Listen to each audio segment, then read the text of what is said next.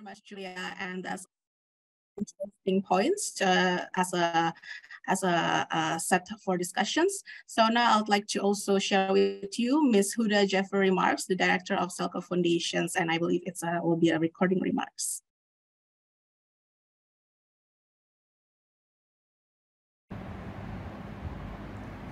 Hello, good morning and good afternoon, everyone. I'm Huda Jaffer. I currently serve as the director of SELCO Foundation and the co-chair of the Sustainability Task Force on the Startup 20. Very happy and honored to be here today. This panel is extremely critical given the kind of challenges we face as society, as humanity today. Sustainable transition of food systems or transition of towards sustainable food systems.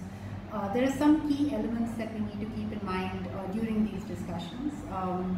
Given planetary boundaries, we cannot afford to continue traditional ways of the way in which the food systems have developed today. Right from our production systems on the input side, to the on-farm systems, to the post-harvest processing and the market consumption systems and market access to food systems. This requires a transition specifically given planetary boundaries and the inclusion goals that we have towards SDGs and towards overall inclusion of marginalized communities, women, etc. The opportunity that food systems brings is multifold. Just to give you some examples, on the input side, we do need to solve for soil, being one of the critical aspects of food systems. We do need to solve for water, irrigation systems, irrigation patterns. We do need to solve for farming and production systems, be it on-farm drudgery, be it greenhouses, a lot of opportunity around even the post-harvest processing systems. But overall, a lot of these aspects linked towards decentralized production and consumption, more sustainable practices on production, and an overall transformation on ownership models. How do we better add value to producers today, and how do we better add value to last mile producers today, especially? Farmers that are practicing agricultural as well as allied practices require the most amount of support in order to reach food security goals as well as sustainability goals. As part of the Startup 20 co-chair under the Sustainability Task Force, we have three main goals. One of them is to really recognize and spotlight these startups so that we can sort of harness the potential that these startups play within the food systems. The second is to build an ecosystem for these startups to sustain. The first 3 years that these startups operate, most of the challenges are very complex. They require an approach that basically focuses on creating enabling conditions for these startups to sustain. These can include frameworks around financing, better policies to encourage these startups to sustain and grow and scale, as well as basically looking at financing systems for these startups.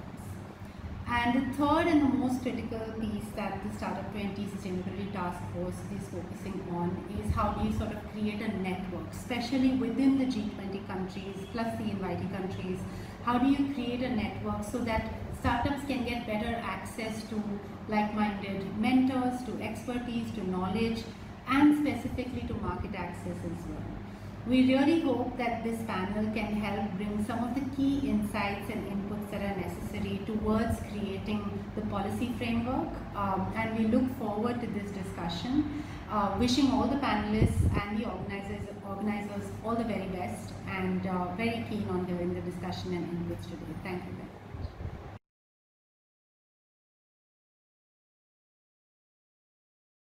Thank you very much, Huda, for the kind words. And I think we have a lot of things to unpack for the discussions. And with that, I will move to introduce our moderator for this afternoon discussions, Surabhi Rajagopal. She's the Senior Knowledge and Partnership Manager at the SELCO Foundations. And later, don't forget to also post any of your questions in the chat box because we'll also address them at the end of the session. So Surabhi, hand over to you. Thank you. Thank you so much, Amelia. And thank you, Giulia, for setting that context as well. As Amelia mentioned, I'm Surabhi Rajgopal with SELCO Foundation. SELCO Foundation is an organization that looks at sustainable energy for livelihoods and healthcare. And we're really excited to be part of the Startup 20 discussion because so much of the work we look at on livelihoods and healthcare stems from efforts of startups, grassroots innovators, larger tech entrepreneurs, and the ecosystem actors to really make sustainable energy solutions viable for last mile communities. We have a really interesting panel representing various different sectors. So I will first let you know who our panelists are. We have Luke Tafe, who's the founder of Cornucopia Futurescapes and a Singapore Futures Fellow from the Lee Kuan Yew School of Public Policy. We have Afifa Urfani, who's the Strategic Partnerships Lead at Pandawa Agri. We have Bixna Gill from the Sustain Plus, and she leads the North Hub there at Sustain Plus. And we have Alessandro Roselio, who is Rosiello, my apologies, who's a co-founder at ActPlay. So we'll get started with Luke and kind of wanting to get your thoughts, Luke, on, what are these emerging issues and what are the opportunities that exist when we look at sustainable food and agri transitions? Well, thank you so much, Surabhi, and for the co-organizers for inviting me to this event. I think this is a very pertinent topic because we are in quite a singular moment in the region and the world where we are facing a polycrisis with so many challenges. And indeed, human ingenuity in a way has gotten us into this hole, and perhaps human ingenuity with a bit of reformation and transformation will help us get out of the hole. And I think the crux of it really is that the market economy so far has been more for profit, rather than people or planet. So moving forward, how do we create not just private wealth, but also human well-being, public wellness, and ecological value? So let me bring you through, I think, a few statistics on the situation and also what I see on the horizon, over the horizon as a futurist that focuses on food systems and sustainability. If we look at the food system, I think on the one hand, it's a big culprit of the climate emergency and also of some social challenges, even as it is also an escalator and elevator for creating wealth, wellness, and of course, nutrition and food security. Food accounts for about 1/4 of human-generated greenhouse gas emissions, and about half of the land take of usable land in the world is used for agriculture. And so it's beyond just the carbon emissions. It is also things like eutrophication of water, drinking water sources, implications for animal and human health, such as with COVID, and general biodiversity issues. The critique being that we've over-streamlined into a currently hyper-productive but fragile food system that we have today. And if we look at Asia itself, in terms of the overall sustainability angle, again, Asia accounts, according to a recent World Economic Forum, Boston Consulting Group, and SAP study, for just over half, 51% of greenhouse emissions globally, compared to North America, 16%, Europe, 11%. So arguably, the battle for ecological sustainability, our turnaround of the climate, really is front and center in our region right now. And so how do we decouple the creation of economic value from the creation of emissions in agri-food systems in particular? So again, looking at statistics, I think that some barriers that have been cited by corporate players, other stakeholders, include the shadow of COVID, indifference among players in the value chain, lack of funding, lack of business case, and that's where I think we come to entrepreneurship, and also lack of an environmental impact strategy that can lead to a path to profit. And so what do we see on the horizon here? And we are dealing with very big stakes. According to some estimates, ASEAN alone by 2030 could have a 33% GDP downward impact, if on growth, if climate change proceeds unhindered. So what do I see on the horizon as a food futurist? I mentioned the context of polycrisis. This is not just geopolitics, geoeconomics, but also I would say a crisis of vulnerability to disease, even a crisis of the psyche and the imagination, a sense of spiritual exhaustion among people. And that pertains certainly to the long shadow of COVID, but also to conflict around the world and a demonstration of globalization if you don't want it, how it has hit the region, including food systems in terms of multiple channels, such as in terms of the staples, disruption of wheat flows, NPK, and so on. That certainly has disrupted the mainstream agricultural sector. Secondly, related to this, really dodgy demography. There's a narrative that we have to feed 9-10 billion people by mid-century. Will we truly, with the birth strike, with significant dip in birth rates due to economic and cost of living and quality of living crisis perceived? Is there greenflation, greenwashing, challenges of that right now in terms of validating whether ESG models actually hold water in a way. And also some tinge of maybe you could say intolerance related to some part of the green movement that is also in effect a nativist type of response. I think one key crux of the debate right now and the challenge is between two contending visions of where the future needs to be. One is eco-modernism. If we double down on technology, we can get to where we need to be in terms of sustainability. People, humankind can retreat into very high-tech, sustainable food, energy, and water urban centers, leaving much of the world to rewild. But then there's also the degrowth paradigm that says that this vision is ephemeral, that it's fake, and that we need to really drastically, using policy action, maybe even at the barrel of a gun, significantly reduce human ecological footprint, compromising human welfare, shock therapy to turn around the ecology. What else? So I mentioned technology. And in fact, here, I think this is really front and center on the startup movement. Some of the threads here, I think we always focus on startup and new technology. But in the spirit of circular economy, is there also a circular IP economy?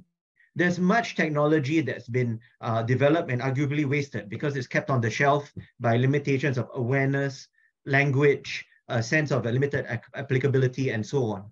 Are there things there that we can innovate by taking that are old, that are existing, along with the new? Innovation, is it bankable? So much can be done in terms of the march of new technology, but what has a path to profit? And in fact, that is the big limitation of the current market-based, I would say primarily market-based, private investment-based innovation ecosystem and startup ecosystem. And also, I think the key one is, are we in our innovations being relevant to the 99% and to the global south, which is very represented in Asia as well? And lastly, I would talk about thinking in terms of spatial terms about the potential right where we are in our homes and communities, in our cities if we are urban, wherever we are, and domestic, and in terms of friend-short partnership among like-minded nations and beyond, thinking spatially about innovation, about development. So that's my quick tour of the horizon in terms of the challenge and opportunity facing, in particular, agri-food system innovation. Thank you so much, Luke. Thank you for setting the context and bringing those two paradigm ways of shifts of looking at how we, whether we look at eco-modernization or we look at degrowth. And I think we have examples from our panelists who have either looked at both or are exploring that with partners. So I'll move to Afifa. If you could kind of tell us a bit more about, bringing this challenge to a developing country context like Indonesia. What is the story behind Pandawa Agri and what were you trying to address? And where does the agri-tech and the agri-financing ecosystem in Indonesia kind of plug into the work that you're doing?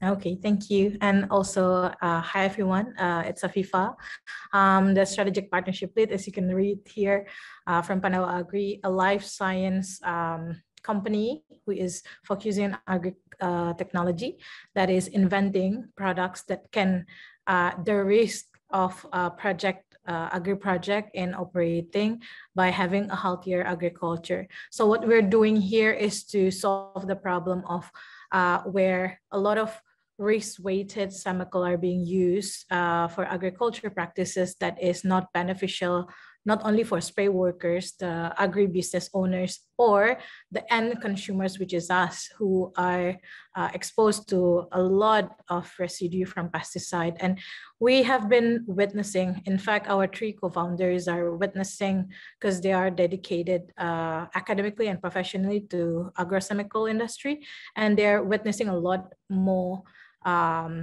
companies coming or growing in Indonesia for agrochemicals, which it's not really helpful for a healthy agriculture practices to be implemented or being practiced.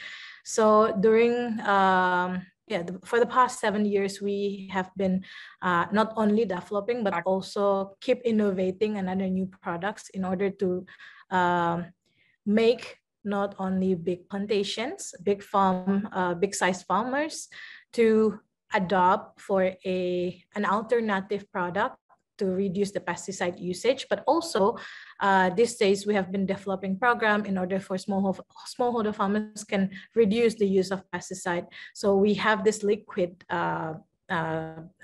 foam product we call reductant technology that if you mix it with pesticide, you can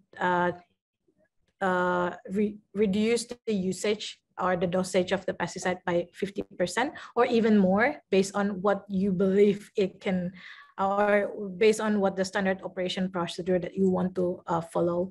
And what we're doing here is not only helping a big size or a massive production of food can be adapting more healthier agriculture or more sustainable agriculture practices, but reduce a lot more costs of production because you don't need that much of input anymore. You just need 50% less, and then replacing it with our products, which cost not even 50% of the pesticide that you're reducing. And that helps a lot of palm oil, forestry, or other fruit, big pharma to adapt with that technology during the pandemic period, which we had very big crisis on some inputs to be imported to Indonesia.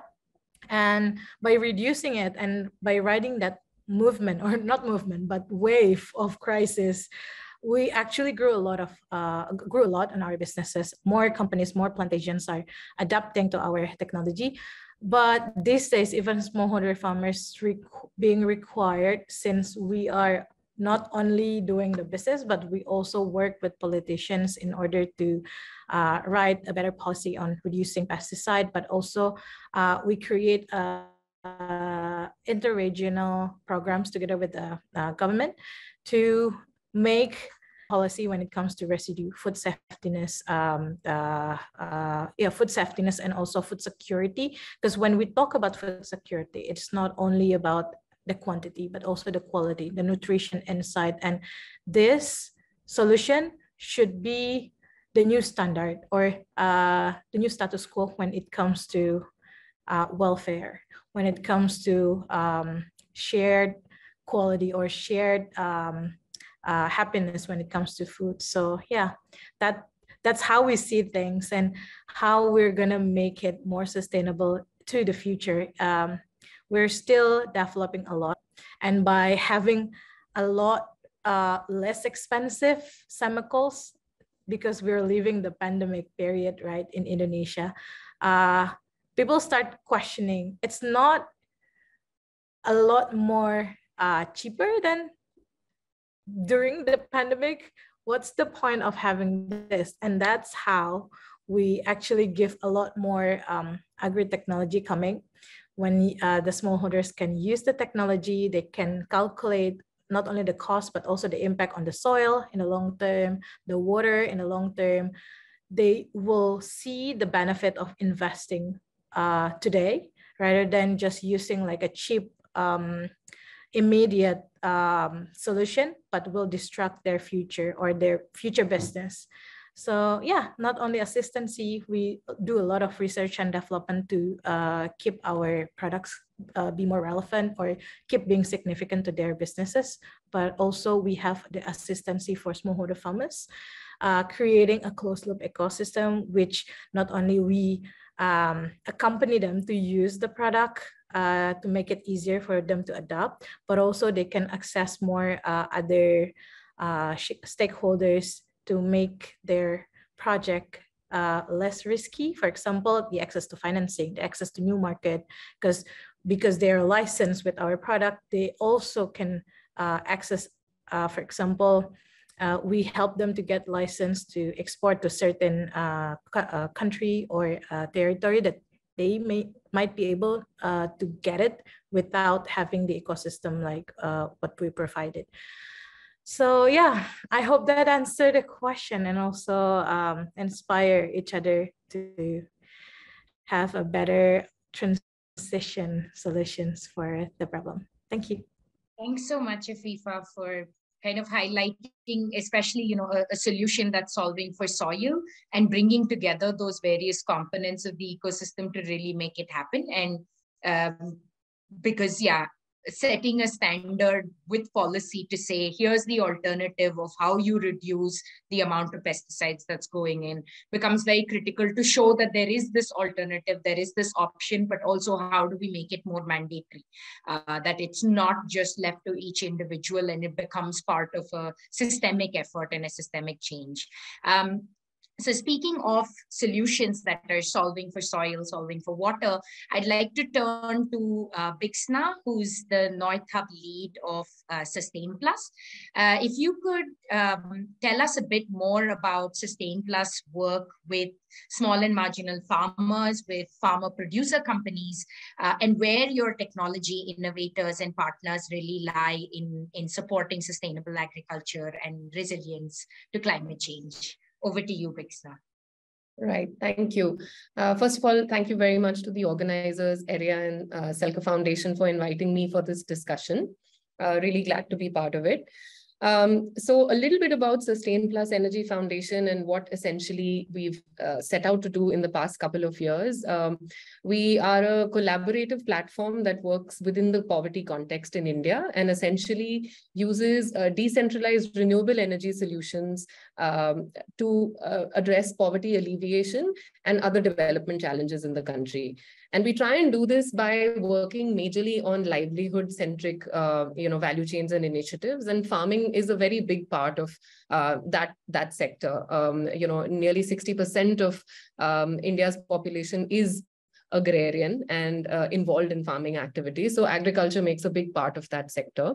So in terms of working with small and marginal farmers, farmer producer companies, and the technology innovators, I think right now in India there is a very important sort of period which has been going on for the last couple of years, where a lot of new startups and innovations have started developing solutions to address very specific context, responsive gaps and problems in energy, as well as technology and mechanization that address these gaps for small and marginalized communities and farmers. So what we try to do is that rather than being prescriptive in our approach, we try and take a bottom-up approach where we want to first understand what is the gap, what is the energy gap, what is the role that a solution can play here, what is the process efficiency or access enabling that we can do in a certain context and reality. And then also looking at the socio-ecological sort of fabric of a particular context, since India is very diverse, it's a large country and has very diverse socio-ecological contexts. There's not one solution that will fit each one of these. So essentially looking at these and trying to find the right fit, the right innovation fit for certain, for certain energy as well as technological gaps is how we work. The second thing that we do is that we want to approach this from a market-led perspective, because not only do we want to sort of move away from pilot scale or testing scale of innovations and technologies, we want these technologies to start becoming available a lot more, accessible and available to a larger number of people and and users. And also this will lend towards the viability of an innovator or a developer who's making these technologies, for him to be able to, reach a greater scale of markets as well. So the idea is to work with technology solutions which have reached a level of technological maturity. They don't need any further testing, etc. It's robust at that level, but probably now the innovation is required more at an integration level, at a utilization application level. Ownership models, delivery models, helping users understand the value of investing in these technologies. And I think both Luke and Afifa have alluded to these aspects that, the user needs to feel like a user and a purchaser, not really a beneficiary. That's how we usually address them. So they need to understand the value of investing in a technology and the long-term value of doing that. What is the payback that they will receive and what is the larger impact that it brings in? And this needs to tie in with the larger sort of programmatic approach that is taken towards evolving farming practices, bringing in efficiencies around, resource use and access and things like that. So essentially that is the approach we take. With small and marginal farmers, and nearly 80% of the total farmer base in India falls within the small and marginal farmer category. So these farmers have lower access to mechanization, energy sources, input sources, as well as various other solutions which adds to the drudgery, which reduces the productivity and per land unit production output, etc. So here what we've tried to do is work on a production hub approach where we're trying to collectivize farmers. Not every solution is affordable at this stage right now until economies of scale kick in. So costs are a problem. So there is a need to look at ownership models which collectivize people, where there is shared ownership at the community level, but also equitable access to resources, through that. And in a democratized way, we're trying to look at how we, with our partners, with our ground partners, can enable farm value chains, which are looking at solutions right from, like a pre-production, production, and post-harvest stage. There is scope for sort of lending into each of these stages and bringing in technology solutions and efficiency into each of these stages at farm value chains. And that's essentially the approach that we've been taking with our technology providers, with the small farmers. And again, with farmer producer companies, they're basically hyper-local institutional hubs that can, again, lend a lot of acceleration to this process. They can enable access to more distributed credit. They can enable access to better services and input, etc. as well. So this is how we're sort of working within the larger ecosystem. I'm happy to add more examples as we go, but I'll stop here for now. Thank you. Yeah, actually, it would be great, Fixna, if you could provide, one or two examples of what you mentioned, the pre-production, production, and post-production harvest, some examples of the kind of technologies we're looking at. Yeah, sure. So I think one no-brainer is definitely access to water, and therefore irrigation is a key area of work for us. It impacts it's the starting point of really any farm and agriculture value chain. And so solar irrigation pumps in various different kinds of capacities and models is what we've been working with through different kinds of ownership models as well. So there are community pumps, there are individually owned pumps which are run as enterprises and enable access to affordable water for other farmers in the regions. And there are also modular pumps which have a plug and play system. They're easier for people to carry, and they draw from different water sources. So whether it's groundwater, whether it's surface water. So there are these kinds of solutions. From a post-harvest perspective, once production has been taken care of, mostly through better irrigation access, we look at value addition mechanisms. So are there processing technologies, drying technologies, which help us sort of, add value to existing, to the fresh produce which is coming from the farms? Or do you require cooling services? There are cold chain services. There are mobility services through, EVs and small modular EVs, again, serving a certain scale of a market. So along the value chain of the farming ecosystem, we're trying to plug in solutions. Another one that I'd like to mention here is, for example, biodigesters. The innovation around biodigester technology has really sort of, is changing the landscape of how we are managing cattle waste at the farm level, but also now using byproducts from biodigesters in terms of clean cooking gas access, biogas, as well as slurry, and developing rich organic manure sources for to feed it back into the fields to enrich your soil and nutrient value as well, and basically layering this on top of an existing dairy value chain. So essentially, this is how we've been trying to look at solutions, and there is a lot of modularity available in these solutions now. There's household level, technology innovations that are available. There are also community scale solutions available, and all of these require their own financing and enterprise level planning, so to ensure long-term viability as well. So yeah, those are some examples. Thank you so much for that. I mean, I think we've also discussed how, when you look at technologies coming in at different levels, you're also in a way encouraging or enabling farmers to grow certain kinds of produce. So when there is no pooling, there's probably a lack of horticultural produce being developed on the farm, or when we look at the lack of processing, then you might not see millet cultivation, which has all of its drought resilient climate implications. So I think a lot of the solutions that you spoke about are also a way to enable farmers to grow certain kinds of commodities as part of that food systems transition. Yes. So since we've started talking about energy and technology, I'd like to bring Alessandro into this. How is ACT-LAID working at this intersection of sustainable food, agriculture, and energy systems? And if you could tell us a bit about the innovations that you've looked at, the benefits that have come as part of that. Thank you, Surabhi. Thank you. So I'm Alessandro Rosiello. I'm a professor of innovation entrepreneurship at the University of Edinburgh, but I'm also co-founder of 3 companies. And the last company we founded is works in the energy transition field. It's a clean tech business that won the G20 prize as the most innovative company in the field in September 2022. Our innovation is a new type of wind blade. So it's a component in the turbine ecosystem. It's different, it's innovative because it's not made with following traditional industrial processes that utilize composite materials, specifically fiberglass, which is very difficult to recycle and gets landfilled basically. And a lot of new blades today they're coming to age because in Europe and the US the first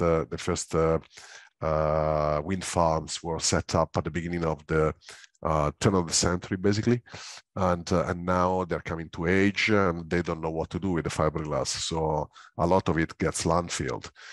So that is an ecological problem, and also there is a lot of pressure in terms of setting up sustainable and affordable energy systems in different parts of the world, basically globally, and so our innovation comes into play within this context because it's made in textile materials. Most of it is made in textile material, and so it's a lot easier to upcycle, and it's also a lot lighter, which means that it can make existing assets, it can extend the life of existing assets. So that's where we intervene at the interfaces of different value chains, including the food system and agricultural value chain. Basically, our goal is to contribute to the transition, the green transition in different places, especially Europe, because being a European company and having been supported by funds from both the UK government and the European Union, this is our primary goal. But also globally, we are looking at global markets to diffuse our innovation at global level. Obviously, as I said earlier, we've got two different types of impacts we are trying to achieve. One is to reduce what's called the levelized cost of energy, and that would be beneficial for all different kinds of value chains in terms of energy generation, so to make it more affordable, and that is exceptionally important right now with what's going on in the global markets for energy and the traditional sources of energy, but also to go beyond these traditional sources of energy to have a stronger uptake of renewable energy, so to develop cleaner system, as I said earlier. And so agriculture and food system will benefit in both senses. So if we look, for example, at what's going on today, my country of origin is also Giulia's country of origin. We have massive floods in the northeast of the country, and people die. That's the most fertile part of the country, and basically, the food and agricultural system there for this year has been is in a state of crisis. I don't know if you follow the news, because of flooding, and that kind of situation keeps repeating because of climate change, and so transition to better systems, to more clean and sustainable system, becomes absolutely vital in that respect, and it is our intention to be able to contribute, and we think that our technology, alongside other technologies, because there is a lot of complementarity with other kinds of innovations that are being developed in the field, it's critical. Thanks so much, Alessandro. We'll probably go into the next round where I wanted to get everyone's opinions on how these kind of innovations and innovators that you're working with feed into or can enable a more vibrant Startup 20 ecosystem. So perhaps starting with you, Luke, how can like-minded innovators be connected globally to accelerate the efforts around sustainable food systems, given your experience working with them within Singapore and across the globe? And particularly perhaps when we think about the fact that, at some level, we want to be able to localize a lot of innovations, but at the same time, we want to look at what are those learnings and collaborations that can happen at a more global level in this context across the G20 countries. So your thoughts and inputs on that. Yes. Well, thanks again, Surabi. I think that, again, it's an unprecedented moment where we have to think global, think systemically, really to the utmost, but in many ways act more locally, as you say, and even regionally, and I would say not only for geopolitical reasons, but even for sustainability reasons. I use the analogy of when you're in an aircraft and the safety announcement is, when the oxygen mask come down, you've got to put on your own mask, and then you help others. But the key thing is you've got to help others, and self-help as a means for that. So looking at that from entrepreneurship and startup lens and how you bring people together, I think that really some of the impediments first, building on my earlier remarks, I think would be currently, or rather the shaping factors. One would be the political economy, in terms of the trends that we know of reshoring, nearshoring, friendshoring. So this, of course, to some extent constrains and shapes it. But I think multilateral global initiatives such as Startup 20 help to have a countervailing, again, think global, but also act global element to them. There's also an issue of discovery and connectivity, being aware of technology, as I mentioned, even upcycling existing technology. So for instance, I think in Japan, maybe partly because of language issues, there's been a great buildup of technology, but is there dissemination, beyond that to avoid reinventing the wheel? And so I think there's also some innovation flow in terms of bringing that and bring it to the TRL level out market in other places, such as Singapore. Our polytechnics, our research ecosystem is working on that. And I think that there's also an issue of, as mentioned, I think the youth are different generationally. facing unique traumas, but also with maybe more progressive values, including on the ecology and on social justice. So in that sense, what is the brand of the agri-food sector? It has been said that, is it an aging sector seen as a sunset industry, when of course it's very crucial. The average age of cultivators, smallholders is going up into the 50s, 60s and beyond in many places. Is it seen as a dirty, dangerous, demeaning, dull type of thing? But of course, the agri-food tech revolution or transformation has maybe helped change the branding in that sense. So how do we catalyze innovation and bring people together? In preparing for this, I've been obsessed with the letter C. So let me recite to you my litany of C factors for this. It's a C-suite, so to speak. So firstly, I think there's a country factor. Everything from the financial, legal, IP ecosystem. What's the level of STEM education that really would turn out people with the means, to develop some deep tech entrepreneurial ideas. But of course, it needs to be leavened by many other types of disciplines and perspectives. You need neurodiversity. What's the domestic market size? Like in my home country of Singapore, it's fairly small and compact, but also with market access and connectivity as a multiplier and a reach, to other places. What is the ESG and carbon regime standardization? Is there an articulated economic development blueprint and on entrepreneurship, on growth sectors, and what is the help behind it, such as the green plans that my country, many other countries in the region I see developing, I believe India as well. What's the structure of trade associations and chambers, for instance? So country. Then moving on, I think creativity, just a raw divine spark of people, beyond careerism. And I think that's one fuel for the youth, looking beyond just lying flat in dead-end jobs or salaried jobs, and having the gumption, the sense of adventure to go out there and create, but also supportive social norms. In many places, they say, what, you want to be a startup? I want you to be a doctor, a lawyer, and so on, that engineer, that conversation, and can you duck in and duck out of that in a fulfilling career? Next, a sense of causes, a sense of missions, ecological, national, regional, internationalism, and then we come to the meat, the capital. How do you raise capital? Is it corporate, private, family offices? I think one big well of philanthropy, but also smart money, patient capital, and also, to make sure that things are steered in a direction that is more broadly beneficial. What is the IO and NGO contribution, to steer capital and to shape and advise how to have the greatest social impact as well as financial impact and leverage on the law of large numbers. And then you come to the crucible of innovation. Where does it start? How do you get it there? So various forms of incubators, innovation challenge calls, events that embrace not just national but regional levels. And I would add here also corporate venturing, that I think there's a venture builder ecosystem. I'm involved in some of that, that also helps to identify unmet needs, unmet opportunities, and then create, acquire, or catalyze the startups that can go in this direction, connecting corporate vision to new inspiration in energy and deep tech. And how do you catalyze it?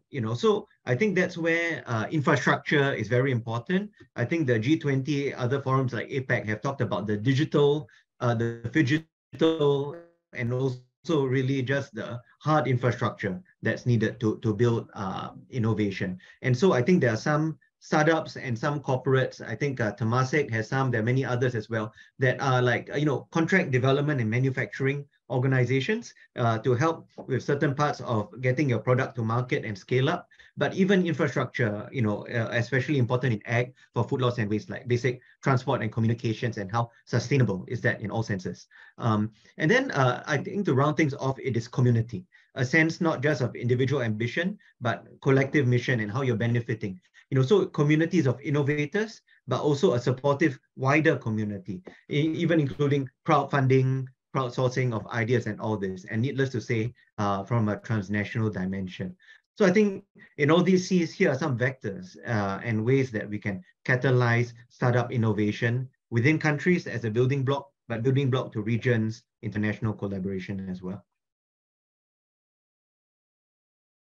Thanks so much, Luke. I think those C's actually help segue into what some of the other speakers might be able to discuss. So maybe the C on capital, if I can bring this to Alessandro, the opportunities such as the European Green Deal and the benefit that it brings to startups. If you could talk a little bit about what that meant in terms of the growth of startups for food systems and sustainable development goals, and any other similar ventures that you see relevant for startups in this space, especially within the G20 context. Well, a Green Deal obviously is a very important steering tool developed and implemented by the European Union, and it cuts across the entire industrial strategy of the Union. Obviously, starting from energy systems, for which, as I said earlier, we have benefited. We have been supported for a number of years by the European Technology Institute, and one branch of it that is called InnoEnergy.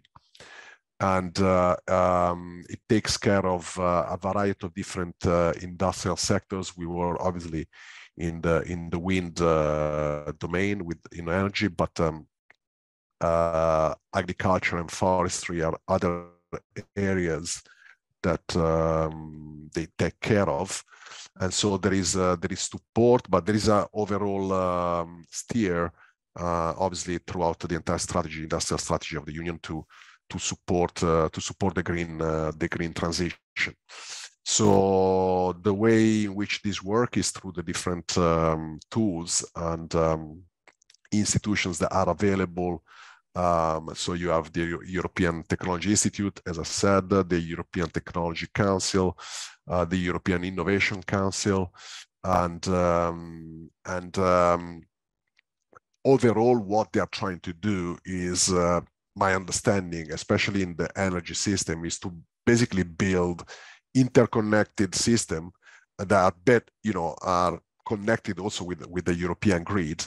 To take advantage of the developments, innovation, but also industrial developments in the renewable space, and promote innovative technologies that can take advantage of this modern infrastructure, but also better energy, more efficient energy systems, and equal designs of new products, new technologies, new kind of services that can be used by different industries in Europe. Of course, at the same time, they're trying to empower customers, which is a very important part of making Europe more sustainable, but also in terms of tackling energy poverty in specific areas of the Union. And then, of course, there are specific targets for specific industries. As I said earlier, agriculture and forestry is one of those industries.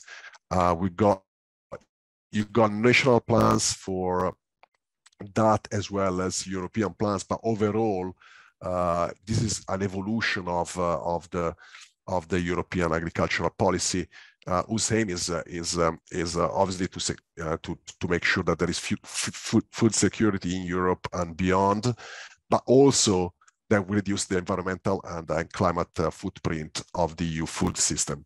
So on the one hand, you want to strengthen food systems resilient, but at the other time, you want to contribute to a transition towards competitive sustainability. What they say, an expression I heard frequently used, from the farm to the fork. Okay, and so as far as we are concerned, we operate at both levels. We talked about our participation to the G20 earlier on. So we look at Europe. We also look at beyond Europe. But something very interesting for us is the fact that the European strategy obviously is negotiated and activated with the national governments because of the institutional setup. And so it needs to be put a sync with national energy and climate plans that different countries may have. And so obviously we have, so we are a UK company originally, but because of Brexit, we had to set up a presence in the European Union, and actually the manufacturing of our blades will actually take place in Europe because it has become quite uneconomical to do it in the UK because of the trade issues that have been currently unresolved between the EU and the UK. We have been part of discussions between being a UK startup originally that have been taking place between the UK government and the Italian government. There has been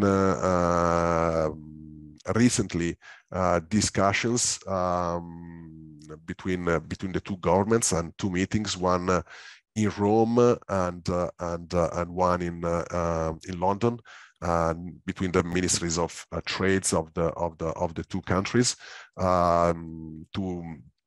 They signed a bilateral agreement, UK and Italy export and investment promotion and dialogue, and we were picked as one of the companies as a showcase of one of the companies that exemplifies this potential dialogue and investment promotion across the boards. So we try to go beyond that, but for us at the moment it's very important to understand and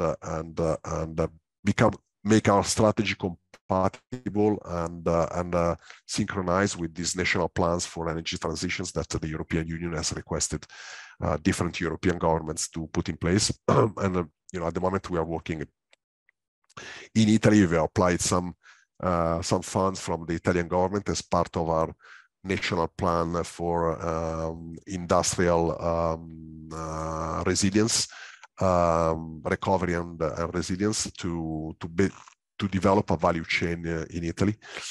So we're trying to make our industrial plan compatible with the transition plan that Italy has for, but we're also in discussion with other countries. Yesterday we had a meeting with reps of some energy companies in France. As I said, I mentioned the UK, but we're looking also beyond that because our positioning, our main manufacturing facility is going to be located in the south of Italy in a port town called Brindisi, and that's strategic for us to reach other markets, especially the North Mediterranean and North African markets that need to be electrified in the future, and the same kind of arguments I've highlighted earlier would apply to other places in terms of sustainability and transition and making local energy system more resilient. I hope this answers your question. Yes. Thanks so much, Alessandro.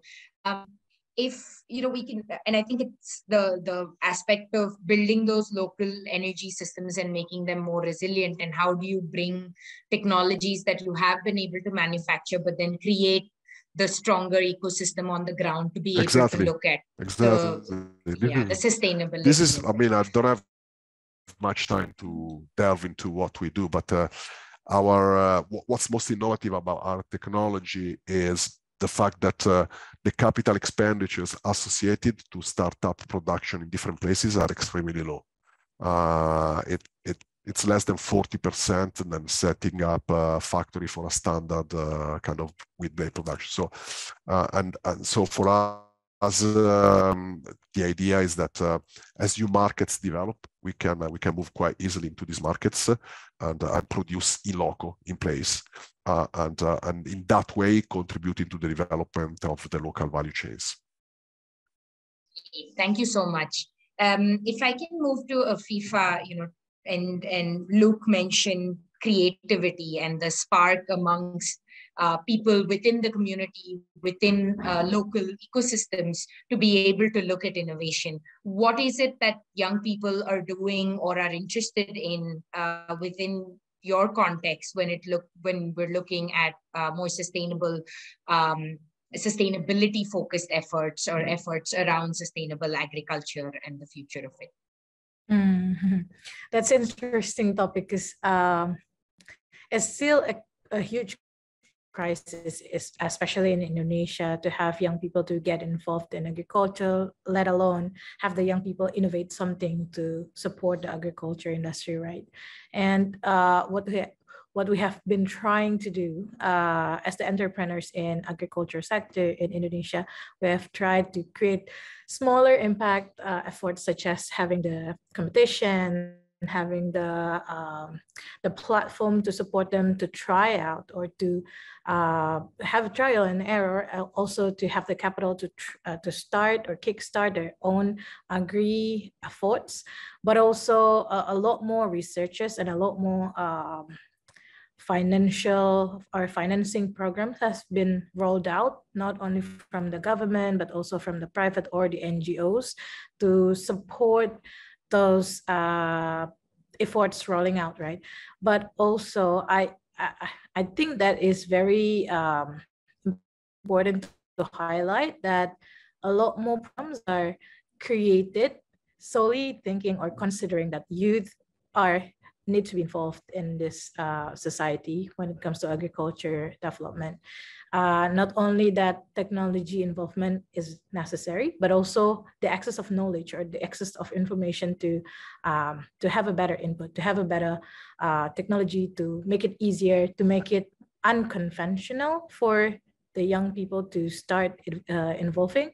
And also the programs or the assistancy, I would say assistancy, sorry, I think I mentioned about assistancy a lot in the previous topic, yeah, because it is such a distance knowledge for young people and the current farmers generation, which in Indonesia, we have averagely 60 to 65 years old who are currently the existing farmers, right?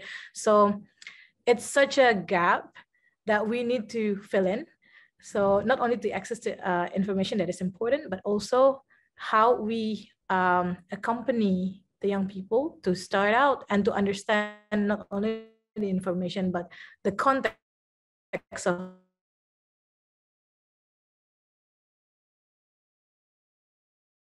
in order to practice and implement for the necessity. So yeah, that's from the perspective of how to roll out the practices, right? But also I would say the financial or the financing program that the government has, the subsidized credit and also some other financing program that has been being supported by a private organization is very useful because they consider young people on it. So they have all the criteria that is not involving certain amount of experience of farming in order to be eligible for that program.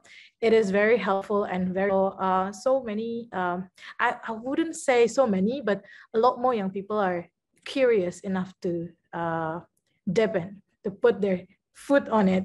And yeah, and it is not too optimistic at the moment for the growth rate, but maybe getting there.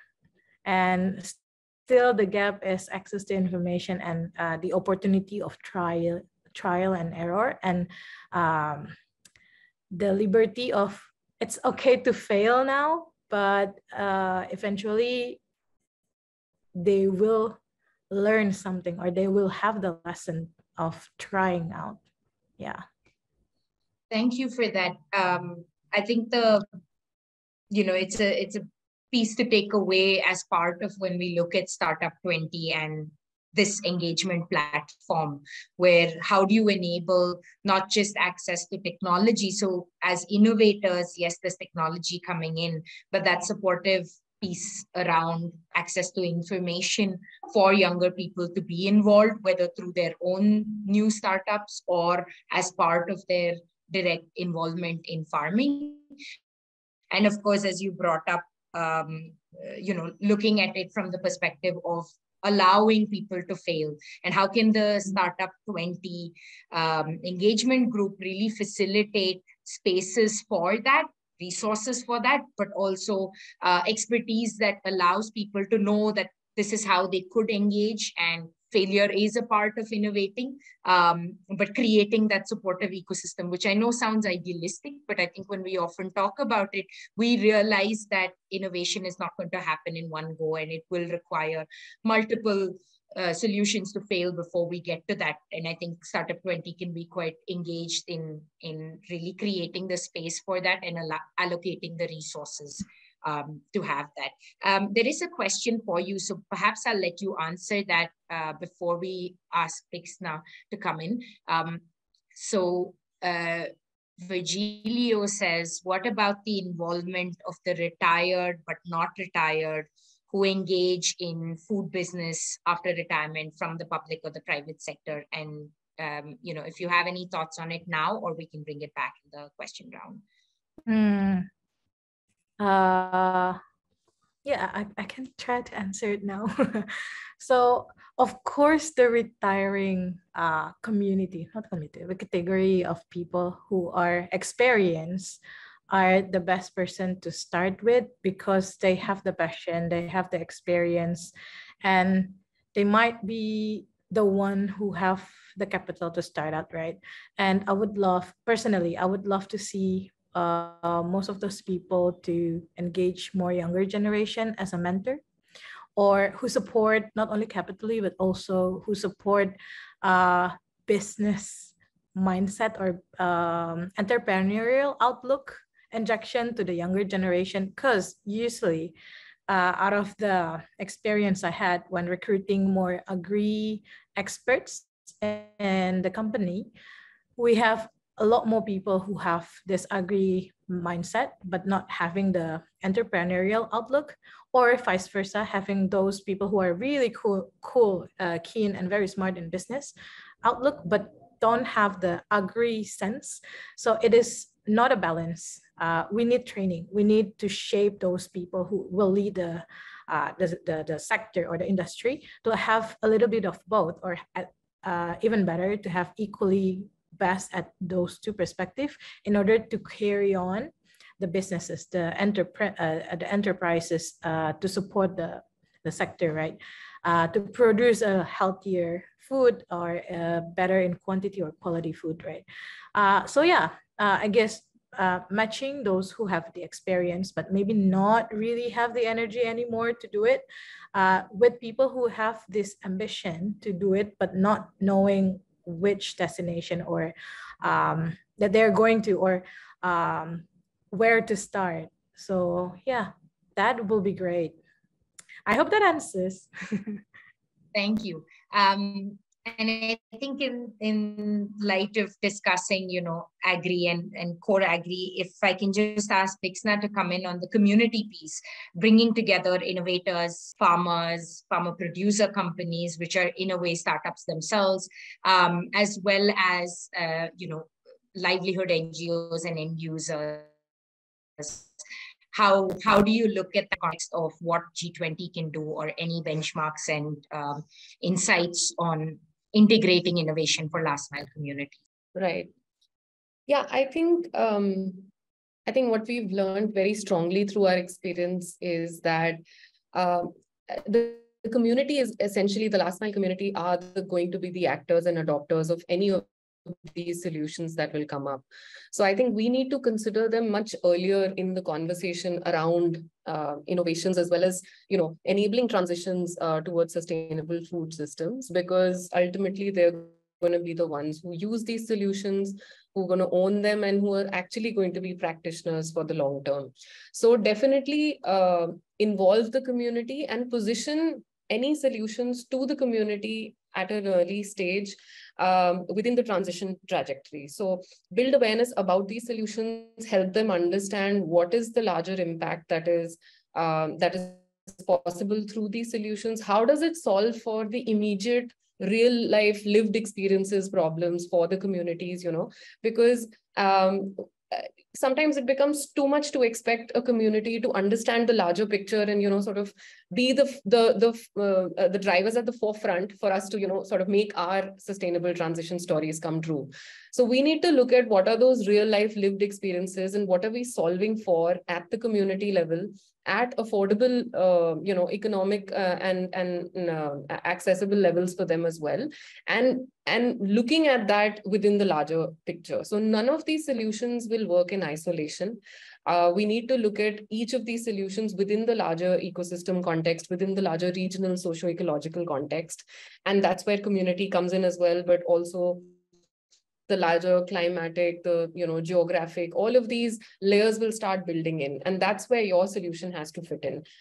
It needs to be affordable, but it also needs to be accessible. They also need to be able to get repairs and services later. So all of this needs to be looked at a holistic level. And again, like I mentioned earlier, not really come from a prescription or hard push marketing sort of approach, but more from because these are new innovations and they're sort of asking communities to change the way they did things traditionally, maybe to, yes, improve their lives and also improve productivity.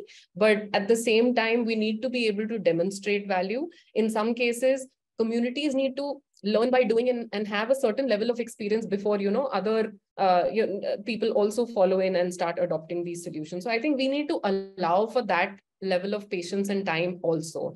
The transition will not be immediate and you cannot do a hard sell on it.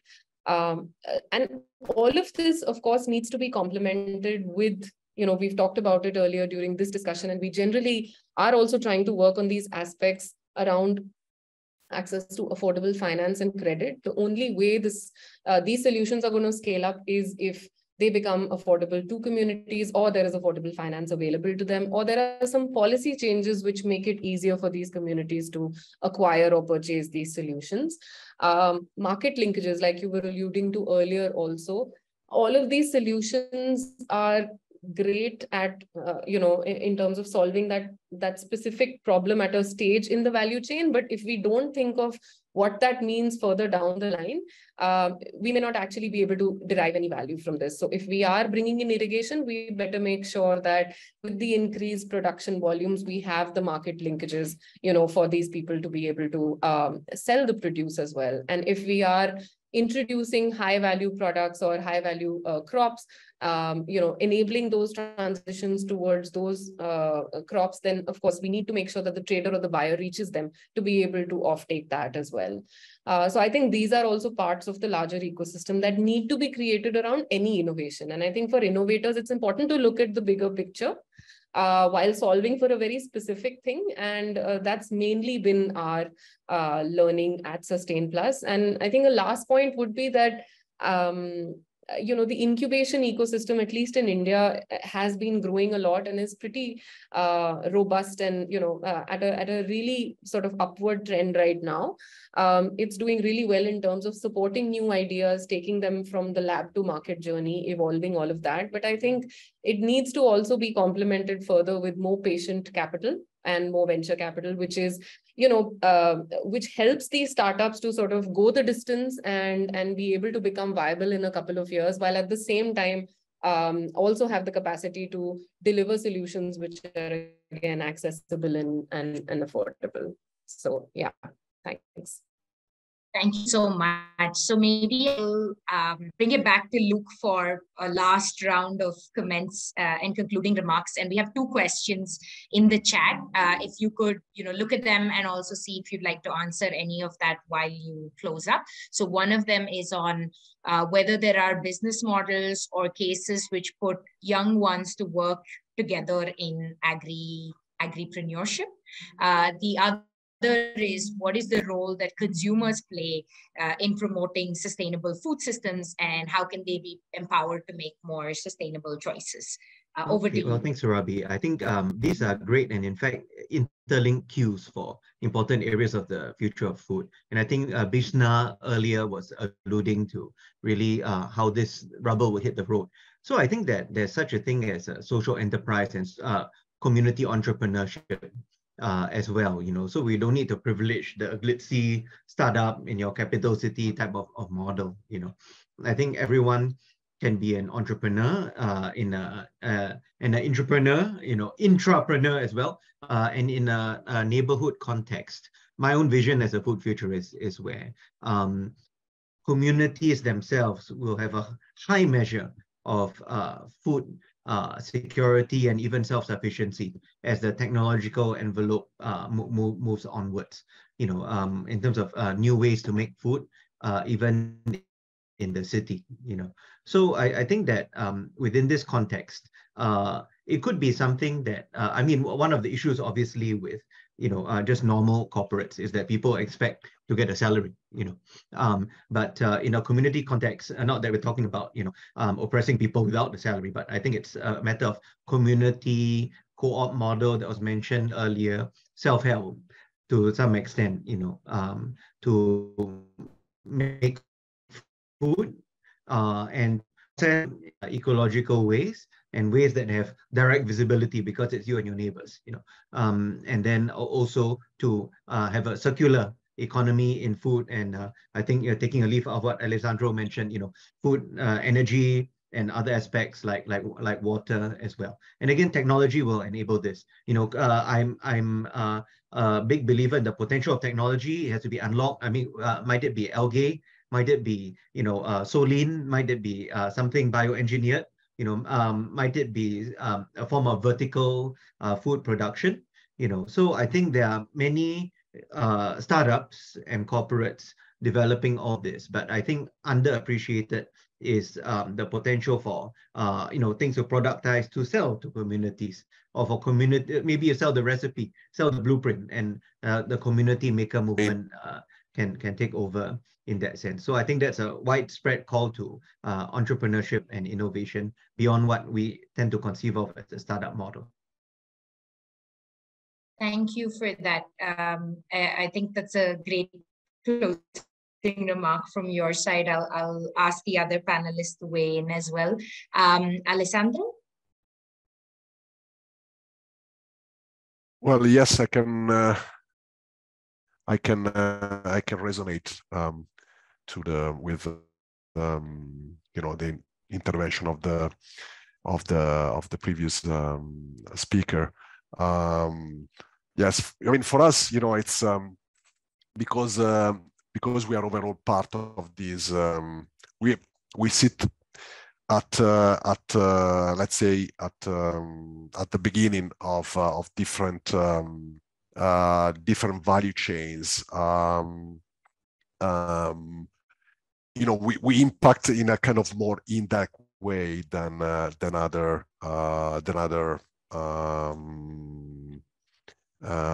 technologies that are more kind of directly involved in the process. But also picking up on what Afifa, I hope I'm pronouncing your name correctly, was saying earlier. I think there is, and now I'm taking sorry, I'm deviating a little bit, but I think this is quite important. I'd like to make this point. I think I'm taking my out of company founder and more my hat in as the work I'm doing at the moment at the University of Edinburgh. I'm the director of innovation for this new center. It's called the Edinburgh Futures Institute, and we are very much involved in similar kind of discussions to try to reshape the local ecosystem here. So we are active on reshaping the energy ecosystem in Italy through my work at this company, but I'm also active in reshaping the local innovation ecosystem here in Edinburgh and the entrepreneurial ecosystem. So what Afifa was saying earlier about the changing mindset, I think it's absolutely critical. It's critical in the context of what's normally considered an advanced country like the UK, which in that respect, even in a place like Edinburgh, where you got like one of the top 20 universities in the world, spilling out ideas, new tech that can be picked up by entrepreneurs, etc., and investors. So creating that sort of ecosystem, it's not a done deal or a complete job by any stretch of the imagination. So the work we are doing in terms of the change in mentality, we call it entrepreneurial mindset. It's absolutely critical, and I think in the context of the discussion we are having, that is a critical element on the not only the emergence but also the evolution of the local ecosystems that can activate the sort of transitions that this meeting is about. And in fact, the work we did with Giulia a few months ago on identifying different ecosystems across the Asian countries to activate those kind of transitions moved in that direction, because the kind of indicators we looked at were based on trying to pick up on these elements of the transition. So there are, you can look at these processes in different ways, but I think in the end the intentions and the mindsets of the local actors are absolutely critical, and I think there is an educational element to that. Luke was alluding to that as well earlier on, where different kinds of institutions, including universities, can play an important role. Yeah, so sorry, I've deviated a little bit from your point, but I wanted to make these points based on the points some of the speakers made earlier on, because from my perspective, it's absolutely critical to activate these kind of processes. Thank you so much. Afifa, last comment from you.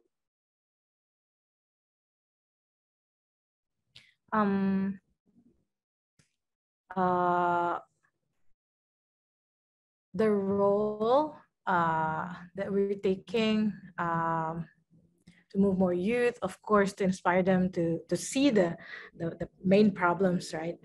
Not only for them to see the main problems, to see the problems that is actually the root problem is more important, in my opinion, because they cannot only see the surface level, but they need to, in order to change something systematically, they need to understand what is rotting in the root, right? So that's important for them not only seeing the surface level, but also I would love to push more consumers to see things differently, because what we buy as a consumer is maybe you can consider it as a little footing for a better future, because what you support or what you buy, you can consider it as something that you want to see it more often in the shelf, in the market, or in the internet. So the more you support one product, or the more think about how not only you like the taste or like how it looks, but also what's the cost that you're supporting by buying that product, because it might be the life you are affording for the next 10, 20 years. And yeah, as the consumer, of course, you have the biggest power to change something, because the demand cannot be denied by the producer, by the big company or smaller business. Yeah, that's something I would love to share. Yeah, thank you. I think just on the consumer point, there's also the, sometimes government is a big consumer when you look at like social procurement for, let's say, school midday meal schemes or basic food security needs. So how can we bring social procurement through government regulations that enable these transitions as well, where in India you have the millet mission that tries to increase the production of millets, and then the government purchases that in order to be able to feed children at schools, or manage their prison systems or other government aided food security schemes. So thanks for alluding to the fact that that consumer demand is critical, and there can be a consumer demand through larger policy change as well. Bixna, any last thoughts? And then I'll hand it off to Giulia. No, I think the last couple of the last hour of conversation has mostly alluded to most of the important points here. I won't add too much to what I said earlier, but I think definitely both energy and technology go hand in hand. They have a huge role to play in terms of driving sustainable food transition systems. In fact, I feel like with decentralized energy solutions becoming possible, I think innovations in a more distributed and decentralized way also became possible. Otherwise, we were all, innovating for grid connected, very sort of high level solutions which weren't reaching the masses. And yeah, so I think I'll stop with that. I think we are seeing a whole new trend in the past 5 years at least. That's really sort of taken, a turn for the good in terms of looking at a lot more complex mechanized solutions for last mile communities. And I think this is only going to get better. And we have so many innovators in India, as well as, of course, through Startup 20, the ones that will be found. And I hope most of them can make it to a stage where they become absolutely marketable and accessible to the right people who need those solutions. So thanks. Thank you so much. It was a great closing remark. And I will thank from my side, all of the speakers. This has been a really helpful and interesting conversation for us and resonates a lot with how we think about it, even though we come from the energy sector. I'll hand over to Giulia to really close the session itself. Thank you, Surabhi, for your excellent moderation. And we are ending just with a few minutes late, so that's perfect. Also on my side, thank you so much to all speakers for really sharing very interesting perspective across different places and locations. And I think I really enjoyed the conversation. And towards the end, I think we really, we came to discussing issues that are really at the essence of Startup 20, I think. I mean, Startup 20 is a new engagement group launched by the Indian presidency of the G20. And the idea is really to convene innovators and participants in the global innovation community in their different capacities and their different ways. We have had entrepreneurs on the panel. Thank you so much for your tech-based solution or less tech-based solutions. Both of them are critical to address the green transformation, as we learned today. And these different tech or less tech-intensive solutions, they also need to work together. We have in front of us a huge challenge, and we really need collaboration from different sectors and different types of actors.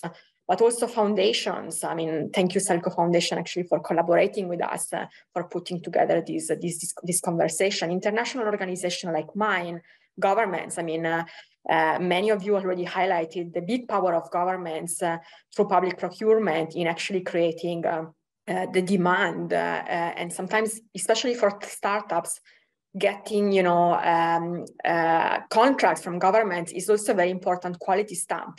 Other type of organization can then trust a new and emerging company. So governments clearly have a big role to play in setting up the regulation and also in enabling innovation ecosystem to flourish. But public procurement is certainly a very interesting tool at the disposal of public agencies and institutions. And also very, very critical, thank you to the participant who asked that, the role of consumers. I think Afifa and Luke have already addressed the issue in the chat box and through the final remarks. But that's a little bit what I was saying at the beginning. I mean, when I was talking about millennials and Gen Z consumers, us as consumers, we have a huge power in actually creating demand. And I mean, this is what academics or people doing my job, sometimes we call it demand-driven innovation. Basically, I mean, it's the consumer, it's the demand that is driving the need for certain products and services.